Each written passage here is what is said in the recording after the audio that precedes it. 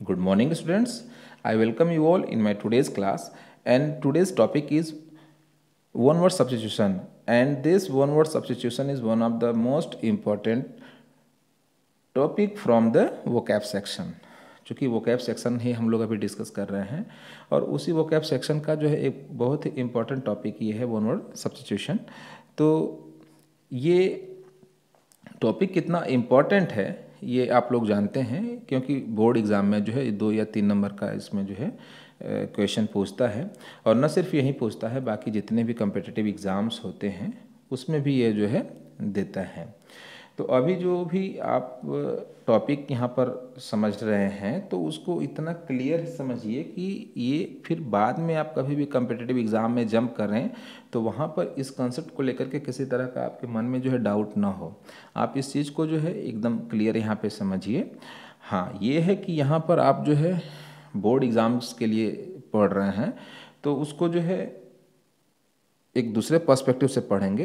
और जबकि आप कॉम्पिटिटिव एग्ज़ाम्स की तैयारी अगर कर रहे हैं तो वहाँ पे क्या होता है कि कंसेप्ट तो वही रहता है, बस ये मैटर करता है कि हम बोर्ड में एक लिमिटेड पढ़ते हैं और मार्क्स के हिसाब से पढ़ते हैं। और जबकि कॉम्पिटिटिव एग्ज़ाम्स में क्या होता है, वहाँ पे लिमिटेशन नहीं होता है। वहाँ पे तो ये होता है कि हम जितना ज़्यादा पढ़ लें उतना भी कम होता है। मतलब वहाँ पर पढ़ाई का और नॉलेज का जो है कोई भी जो है लिमिटेशन नहीं होता है। तो यहाँ पर मैं जो हूँ इस पर्सपेक्टिव से पढ़ाता हूँ कि आपका जो है बोर्ड एग्ज़ाम्स में भी जो है ये कंसेप्ट क्लियर रहे। आप अपने सिलेबस के अकॉर्डिंग इसको कवर कर लीजिए। साथ ही जो स्टूडेंट इस चैनल से जुड़े हुए हैं, जो कम्पिटिटिव एग्ज़ाम्स को देते हैं, वनडे एग्ज़ाम देते हैं, चाहे रेलवे हो, बैंकिंग हो, एसएससी हो, सीजीएल हो, सीएचएसएल हो, उसमें जो है इससे जो टॉपिक उठाता है, इससे जो क्वेश्चन उठाता है, उसके बारे में जो है बहुत बेहतरीन तरीके से जो है इस क्वेश्चन को कर जाए। किसी तरह का इस कंसेप्ट को लेकर के डाउट ना हो कि आखिर ये किस तरह का जो है ग्रामेटिकल पोर्शन उठा करके दे दिया है जिसके बारे में हमको कोई जानकारी नहीं है। तो आइए इसके डेफिनेशन को हम देखते हैं। डेफिनेशन के साथ साथ मैंने जो है यहाँ पर जो है 2 और जो है सिंगल लाइन डेफिनेशन मैंने आपको बताया है, ताकि आप जो है इस टॉपिक को जो है पूरी तरह से जो है समझ जाए। उसके बाद 3 एग्जाम्पल्स मैंने लिखे हुए हैं नीचे, और उसी को जो है मैं कंसाइज करके उसी तीनों एग्जाम्पल्स को जो है फिर से रीराइट किया हुआ है, रिप्लेस करके जो ये टॉपिक आया हुआ है। तो पहले जब इसका डेफिनेशन आप सुन लेंगे और देख लेंगे तो आपको इसका कंसेप्ट बहुत ही क्लियर हो जाएगा। तो चलिए देखते हैं कि इसका डेफिनेशन क्या है। So one word substitution is what? One word substitution is an important concept in English language as it makes communication much more concise, lucid and clear. कि वन वर्ड सब्स्टिट्यूशन जो होता है इंग्लिश लैंग्वेज का एक important concept है जो कि communication को बहुत ज़्यादा कंसाइज कर देता है और बहुत ही क्लियर कर देता है। तो हम यहाँ देखते हैं कि ये जो हमारा कम्युनिकेशन जो है कंसाइज हो जाता है, लिसिड हो जाता है, ये कैसे होता है? चूँकि उसको हम थोड़ा सा बाद में हम एग्जांपल्स करते हैं। हमने जो सिंगल लाइन डेफिनेशन लिखा हुआ है उसको देखते हैं, इसी टॉपिक को फिर समझते हैं कि substitute many words into a single words. चूँकि सब्स्टिट्यूट का मतलब होता है रिप्लेस, कि मतलब कई वर्ड्स को जो है एक सिंगल वर्ड में रिप्लेस कर देते हैं। फिर तीसरे एग्जाम्पल्स में मैंने क्या डेफिनेशन में मैंने क्या लिखा है कि single word for many words, कि मतलब कि कई सारे वर्ड्स के लिए सिर्फ सिंगल वर्ड।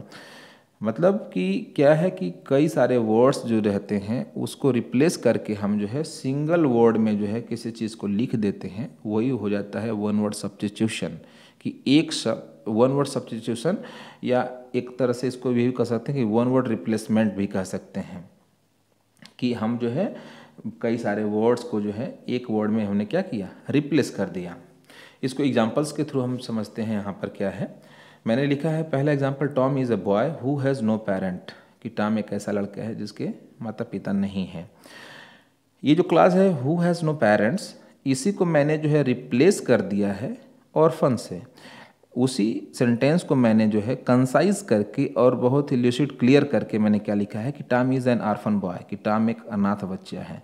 तो मतलब यहाँ पर क्या है कि ऑर्फन का मतलब ये हो गया कि अ बॉय और girl who has no parents, मतलब कि ऐसे बच्चे जिनके माता पिता जिंदा नहीं होते हैं उनको ऑर्फन बोला जाता है। तो आप ये देखिए कि ये जो मैंने लिखा है डेफिनेशन, उसके हिसाब से क्या है कि ऐसे बच्चे जिनके माता पिता नहीं हैं उनको क्या बोला जाता है, ऑर्फन। तो एग्ज़ाम में अगर आपको पूछा कि children who has no parents, कि ऐसे बच्चे जिनके माता पिता नहीं हैं, तो उनको जब वन वर्ड सब्स्टिट्यूशन में देगा तो ऑर्फन आपको लिखना होगा। अभी जो नया पैटर्न आया हुआ है या फिर जो कंपटीशन का जो पैटर्न है, मतलब कंपटीशन के ही पैटर्न पे बोर्ड एग्ज़ाम में भी जो क्वेश्चन उठा रहा है कि आपको ऐसे दे देगा क्वेश्चन, ये सेंटेंस दे देगा ऐसे, या जो क्लॉज या फ्रेज कहिए उसे उठा करके दे देगा, और उसी को जो है 4 ऑप्शन दे देगा। तो आप इसको पढ़े रहेंगे कि मतलब बॉयज़ और girls who has no parents, तो उसमें दिया होगा आर्फन, वेगाबॉन्ड, रफियन, या और जो कुछ भी दिया रहेगा, तो आप जानते रहेंगे तो तुरंत आप जो है ऑर्फन पे जो है क्लिक कर देंगे, ऑर्फन पे जो है टिक लगा देंगे, उसको सही आंसर लिख देंगे। तो ये ऐसे ही क्वेश्चन जो होता है, अभी जो करंट ट्रेंड चल रहा है जो क्वेश्चन का पैटर्न उसमें पूछ रहा है, और जो भी कम्पिटिटिव एग्जाम्स होंगे उसमें भी ऑब्जेक्टिव ही ऐसे उठाता है। ठीक है, नेक्स्ट एग्जाम्पल हम देखते हैं यहाँ पर कि Alice is a lady whose husband is dead, मतलब कि एलिस ऐसी महिला है जिसके पति जीवित नहीं हैं। इसको जो हमने अंडरलाइन पोर्शन किया हुआ है, इस क्लास को जो है मैंने जो है रिप्लेस कर दिया है वर्ड्स विडो में, कि एलिस एक विधवा महिला है। मतलब क्या है कि यहाँ से हम ये समझ गए कि ये जो मेनी वर्ड्स हैं, कई सारे वर्ड्स हैं, इसको मैंने कंसाइज कर दिया है विडो में। मीन्स क्या है कि अगर क्वेश्चन ये दे देगा कि a lady whose husband is dead, कि ऐसी महिला जिसके पति जिंदा नहीं हैं, उनको क्या बोलते हैं, your option will be window, your right answer will be window, आपका जो है सही आंसर होगा विडो। नेक्स्ट एग्जाम्पल मैंने लिखा है कि Sam doesn't believe in God, Sam जो है ईश्वर में विश्वास नहीं करता है। तो ये न कहते हुए हम जो है इसको डिफरेंट तरीके से, अगर हम वन वर्ड सब्स्टिट्यूशन की हेल्प से अगर इसको बताते हैं तो यही सेम जो सेंटेंस हो जाएगा क्या, कि सैम इज़ एन एथिस्ट, कि सैम एक नास्तिक है। तो अभी अगर कोई क्वेश्चन देता है कि a person who doesn't believe in God, कि कोई ऐसा आदमी जो है भगवान में विश्वास नहीं करता है, उसको क्या बोला जाता है, तो उसको हम रिप्लेस कर देते हैं, या उसका जो आंसर होता है या उसका वन वर्ड सब्स्टिट्यूशन जो होता है वो क्या होता है, एथिस्ट होता है। तो इस पूरे जो है टॉपिक में मैंने आपको जो है डेफिनेशन के बाद जो है एग्जाम्पल्स लेकर के जो है आपको ये समझाने का प्रयास किया कि ये जो एक ग्रामेटिकल कंसेप्ट है या इंग्लिश लैंग्वेज में जो एक इम्पॉर्टेंट कंसेप्ट है वो क्या है, डेफिनेशन के थ्रू और उसके बाद एग्जांपल्स के थ्रू। तो मैं उम्मीद करता हूँ कि आप लोगों को यह क्लास जो है बहुत ही क्लियरली समझ में आया होगा। और अब जो है अगले क्लास में मैं जो हूँ 20, 25, 30 या जितना पॉसिबल होगा एक क्लास में जो है उतने एग्जाम्पल्स ला करके आपके साथ जो है एक्सरसाइज हम लोग साथ में करेंगे और इसको जो है समझने का प्रयास करेंगे। और क्योंकि देखिए बोर्ड का जो कंसेप्ट होता है हम मार्क बेस्ड पढ़ते हैं, कंपटीशन का क्या होता है वो लिमिटलेस होता है, उसमें जितना ज़्यादा हम पढ़ लें वो हमारे लिए कम ही होता है। तो उस हिसाब से आप अपने चीज़ों को समझ लीजिए, क्योंकि कंसेप्ट क्लियर होगा तो उसके बाद जितना आपको मिलेगा, जितना आपका कैपेसिटी होगा उतना आप पढ़ते रहेंगे और जितना पढ़ेंगे वो आपके ही कॉन्फिडेंस के लिए बेनिफिट होगा। तो उम्मीद करता हूँ आज के क्लास में जो है आप लोगों ने जो है इसको बहुत ही क्लियरली समझा होगा। तो आज के क्लास को यहीं समाप्त करते हैं, फिर हम अगले क्लास में जो है हम आपसे फिर मिलेंगे इसके एक्सरसाइज को लेकर के। तो आप लोगों ने इस क्लास को जो है बहुत ध्यान से सुना, उसके लिए बहुत बहुत धन्यवाद। फिर हम अगले क्लास में मिलते हैं, तब तक के लिए आप लोगों को best of luck, thank you.